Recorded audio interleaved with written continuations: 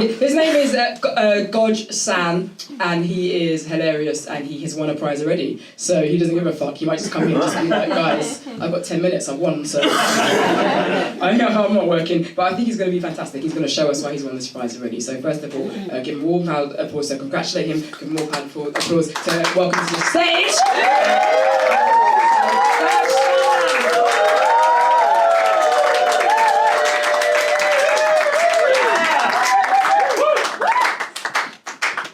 How you doing, everyone?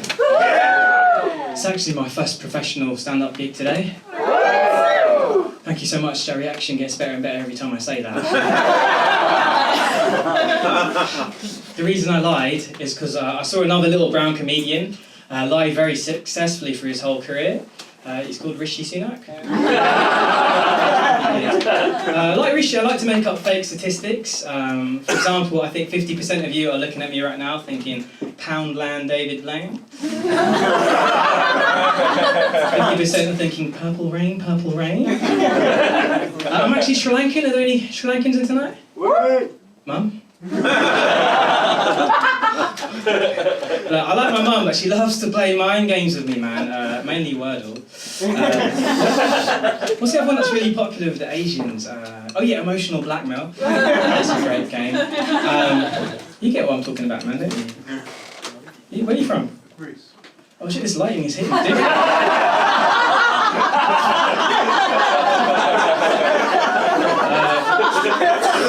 I'm sorry. My dad, on the other hand, he only knows two things about me. One, that I like Pokemon, and two, that I like stand-up comedy. So whenever he sees me, all he says is, when are you going to evolve into Ramesh Ranganathan?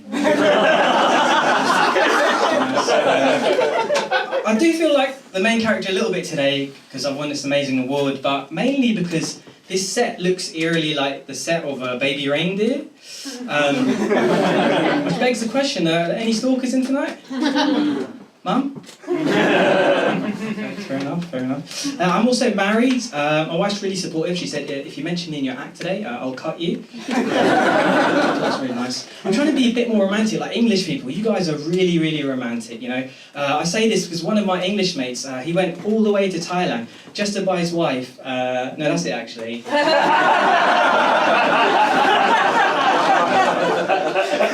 My other English mate, he came out as a bisexual recently, because it's quite trendy at the moment.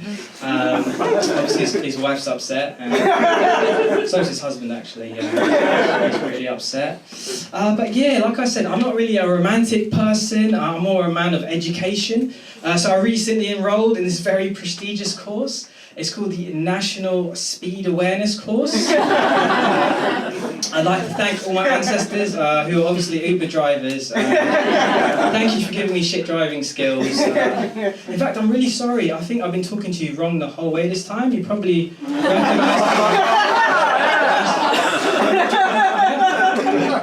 me. Yeah, but I'm actually surprised I'm not an Uber driver. I was a teacher. My teacher's name was Mr. Sanka. Luckily the primary school kids couldn't rhyme that well. Secondary school kids, oh, Mr. Sanka, he's a well-educated individual. They're quite nice. I think the problem is my voice though, because it's like stuck between childhood and womanhood. Could you imagine me trying to stop a fight between two people? You know, what could I do? Purple rain, purple rain. It wouldn't really work. And in fact, I remember the very first day that I went through those school gates as a teacher, and all I heard was, "Hey, bloods, you little pussy, oh, come here, bruv. Do you know who I am? Next time you see me, you better fucking check in with me." I was just a receptionist. The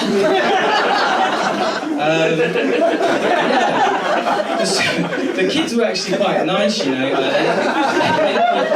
They let me play football with them, because I'm about the same size as them. They called me the Muslim Haaland. Halaland.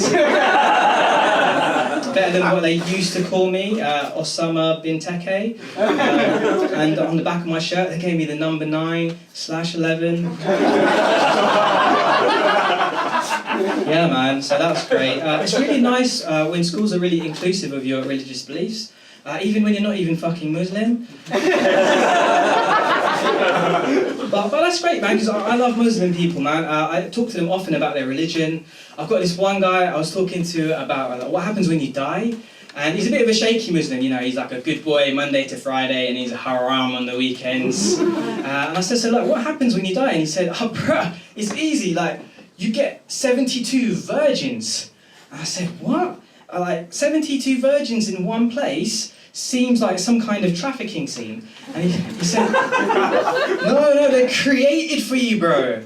I said, okay, hold on, so then what do women get? And he goes, they get the same thing, but in reverse. I went, hold on, so if a woman suffered her whole life, she dies and goes to paradise, the first thing she sees is 72 male virgins. We don't even need that, bro. No one's dying for that. We've got 72 male virgins in this room. Bloody hell. But yeah, man, I think brown people sometimes get it hard.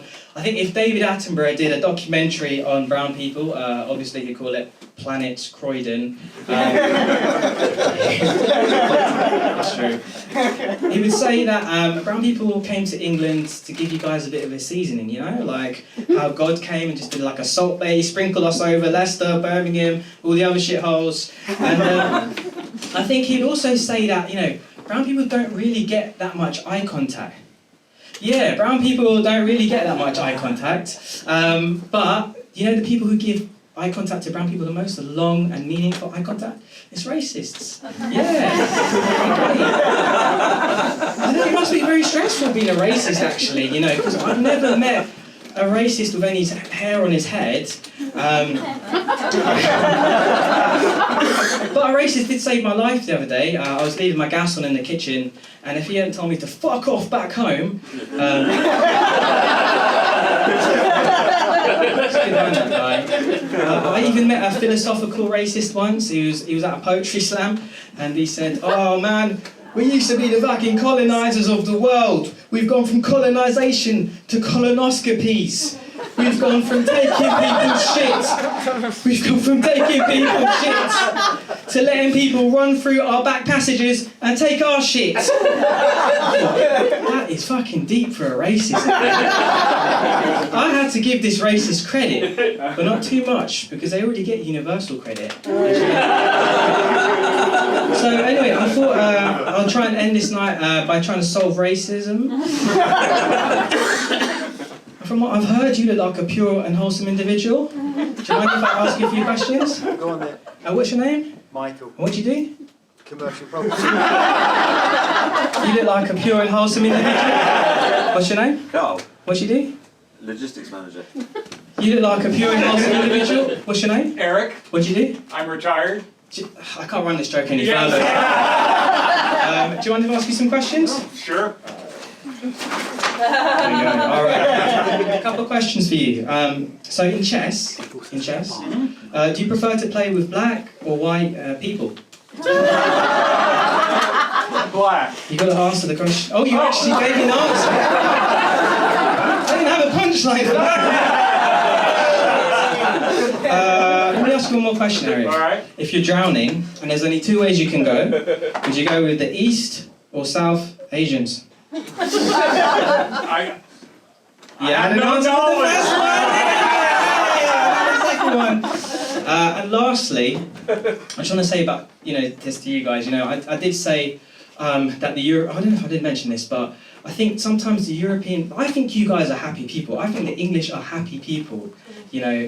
The French and Germans might not think that, but what have they really got other than the chances of winning the World Cup?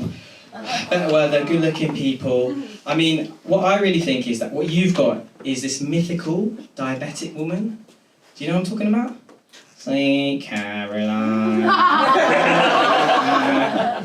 So I think at least that one thing, even though I didn't solve racism today, that one thing, even though, why do you summon her for every fucking boxing match if she's so sweet?